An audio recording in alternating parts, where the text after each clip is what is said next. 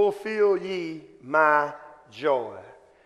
I want to talk about fulfilling the joy of the Lord. Fulfilling the joy of the Lord. If you would be kind, I would that you look at your neighbor and say to them with a loud voice, neighbor, we need to fulfill the joy of the Lord. Amen. Fulfilling the joy of the Lord.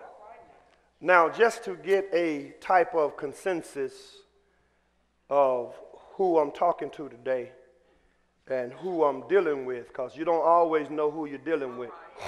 Amen? Because I already said that I perceive that somebody has died. So I don't know if I'm dealing with some people that are grieving, or people just didn't get no rest last night, or people just tired, whatever the case may. I don't know what happened. I don't know who I'm dealing with. But I just want to know today, how many of you are concerned about fulfilling the joy of God? Amen. If you are really concerned about fulfilling the joy of the Lord, my brothers and sisters, I want you to understand that God teaches us through his word that there are some things that we need to do in order to fulfill his joy. Amen? The objective is to point out the fact that if we are to fulfill the joy of the Lord, my brothers and sisters, then we need to understand the first thing we got to do is re-examine our ability and our inability to love and to be on one accord with others. We need to examine and re-examine our ability and our inability to love and to connect with others. There are some people who just have tremendous trouble connecting with others. Y'all gonna help me?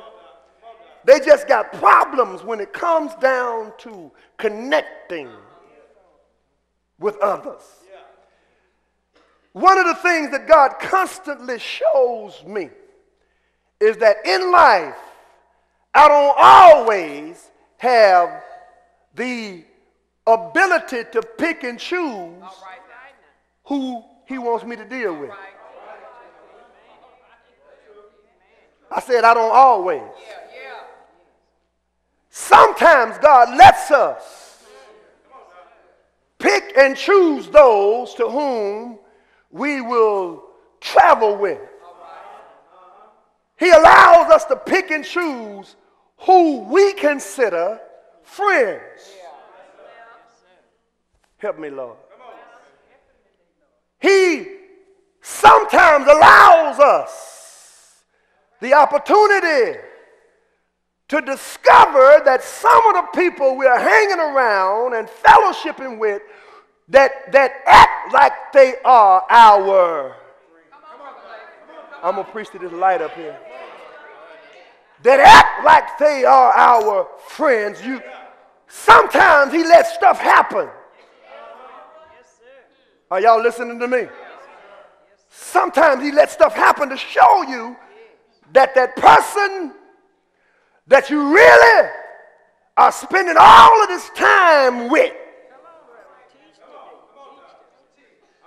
giving stuff to, making provisions for, he lets you see that they're really not your friend.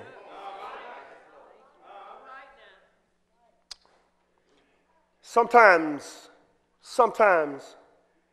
the Lord even lets you discover an awesome yet sad truth. And that is, he lets you discover that sometimes that family member that you thought you all were really, y'all ain't gonna help me. You thought y'all were really, really, really, really close. He lets stuff happen. Am I in the right place? He lets stuff happen sometimes to show you that now is a time in your life when you need to put some space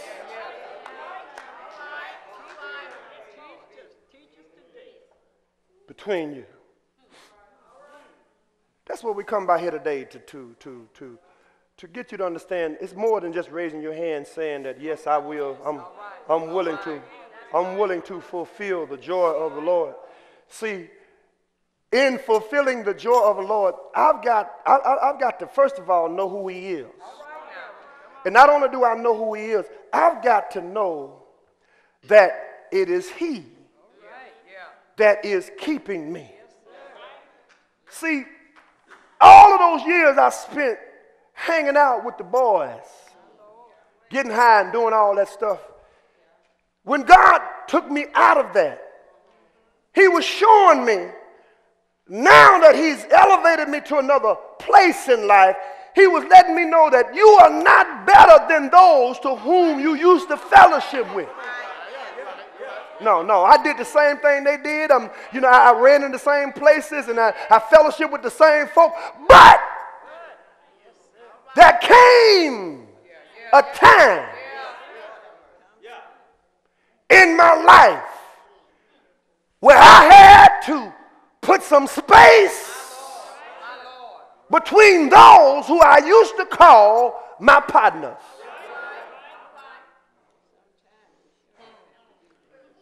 And it got to a point to where the Lord said, son, if you're going to do this for me, you've got to be willing to leave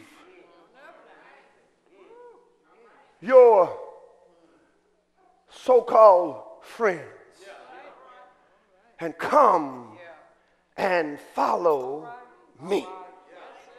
You can't follow God and you're still attached to the past, because you're going to cause somebody to stumble and trip because they see you attached to the past and you trying to follow God, but you got that connection. You got to cut. Come on now. Got to cut the cord, because once the baby has been born,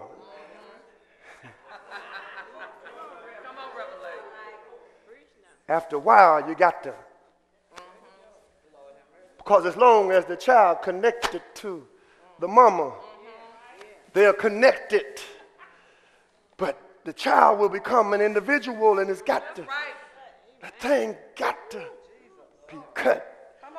And you know what? I look at some of you here today, and I'm not really that surprised that you're not saying nothing. You're not excited because you're still connected to some stuff. Come on now. You're still connected to some stuff, and I know it's hard on you. I can see the frustration on your face. I know you're having a hard time. You want to put that joint down, but you just you ain't gonna say nothing. But you just can't. You just can't, because every now and then your nerves get bad, and you want to get mellow. You want to relax, and you. I know you don't want to drink. I know you don't want to. I know you want to leave her alone. I ain't got no help in there. I ain't scared. Come on. I know you want to tell him to go on about your business, but you got that curve. You just got the stuff. It's hard to cut that. But you can't fulfill the joy of the Lord if you can't cut some stuff off. Listen, the word fulfill in the Greek means to, check this out, it means to make replete. It literally means to cram. It means to net up.